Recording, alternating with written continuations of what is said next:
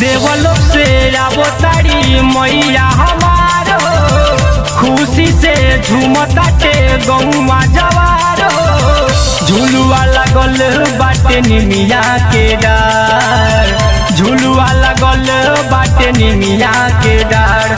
मालिन जाके ले आ दे नायढ़ौल के हार, मालिन जाके ले आ दे नायढ़ौल के हार।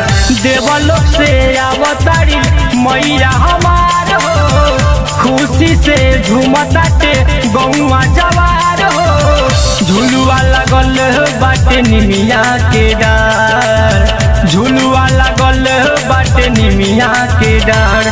मालिन जाके ले आ दे नायढ़ौल के हार, मालिन जाके ले आ दे नायढ़ौल के हार।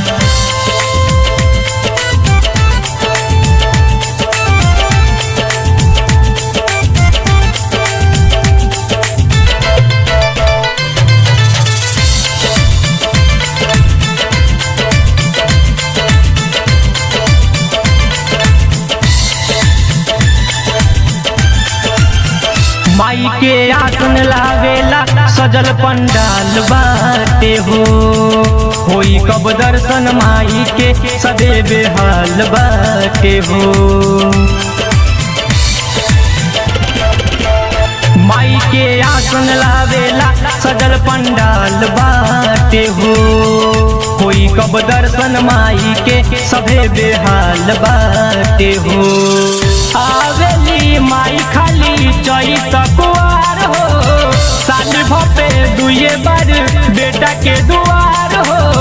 रची रची कइल जाई माई के सिंगार, रची रची कइल जाई माई के सिंगार। मालिन जाके ले आ दे नायढ़ौल के हार, मालिन जाके ले आ दे नायढ़ौल के हार।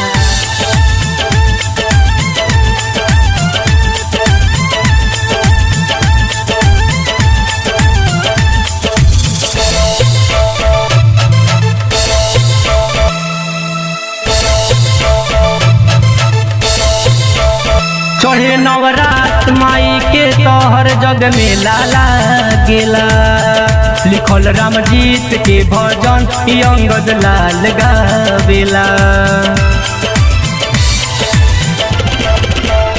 चढ़े नवरात माई के तोहर जग में लाला गेला, लिखल रामजीत के भजन अंगद लाल गावेला। संजय टिंकू पूजले माई के चरण हो, उन्हीं के कृपा से जीवन होला धन हो।